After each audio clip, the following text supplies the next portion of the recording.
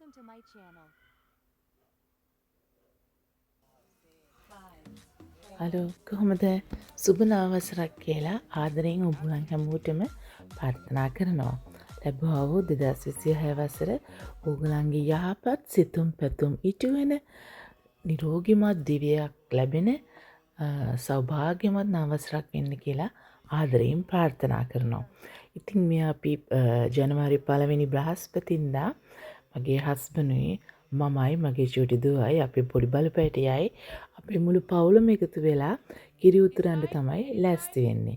ඉතින් කිරි ටික මුට්ටියට දාලා ඒක රත් වෙනකන් අපි ලිප ළඟට වෙලා බොහොම සුන්දරව කාලය ගත කරා. ඉතින් ඒ අතර මේ අපි පපි පැටියා හරිම එක්සයිටිං වෙලා ඉන්නේ. මොකද එයා දන්නේ නැනේ මොකද්ද වෙන්නේ කියලා. ඉතින් එයා හොයනවා මොකද්ද මේ වෙන්නේ. අපි අය එකට එකතු වෙලා මේ දේ කරන්නේ හිම කියලා. අලුත් අත්දැකීමක් එයාටත් මේක අපි පුරුද්දක් විදිහට ජනවාරි 1 වෙනිදා කරන දෙයක්.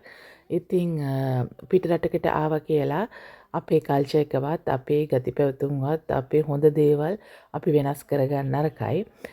යමක් තියෙනවා නම් අපි ඒක ගැලපෙන්නේ නැති දෙයක් අපි වෙනස් කරගෙන තමයි රටේ ජීවත් වෙන්නේ.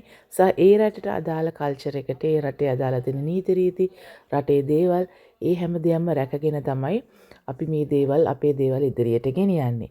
නැතුව අපේ රට මෙතනට ගෙනල්ලා හදන්නවත් මේ රටේ අපේ රටට ගෙනල්ලා හදන්නවත් අවශ්‍යතාවයක් නැහැ.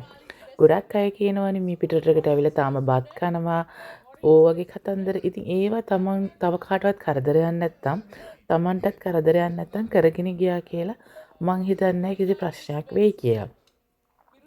ඉතින් මේ විදිහට තමයි අපි කිරිමුට්ටිය තියාගෙන ඒක උතුරලා යනකම් අපේ සියලු ප්‍රාර්ථනාවන් පොදි බැඳගෙන ඒවා මෙනෙහි කරගෙන බුද්ධ ධම්ම සංඝ රත්නය කියන මම විශ්වාස කරන ධර්මය අපිට යහපතක් වෙන්න කියලා ප්‍රාර්ථනා කරන්නේ.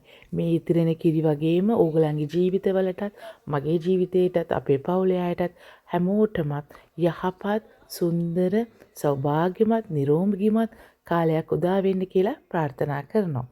ඉතින් අපි ඊට පස්සේ එහෙම ඊට ලං වුණේ අපේ කෑම මේසෙට. කෑම මේසෙ ආරම්භ කරන්න කලින් මං හිතුවා අපි හිතුවා බුද්ධ පූජාව තියෙනවා කියලා. ඉතින් ගිලම්පස කිරි ආහාර මේ හැම දෙයක්ම තියලා බොහොම පුංචියට යහපත් විදියට ආදරෙන් හදාගත්ත බුද්ධ පූජාව අපි පූජා කළා.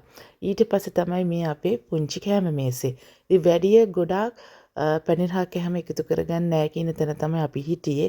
මොකද කන්නත් කවුරුත් නැහැ. එච්චර ගොඩක් පැණිරහක් කැම. ඉතින් ඒ නිසා මේ විදිහට හදාගත්ත පුංචි මේසෙත් රස බලලා අපි අවුරුද්ද සැමරුවා. එහෙනම් ගිහිල්ලා එන්නම්. සුබ නව වසරක්.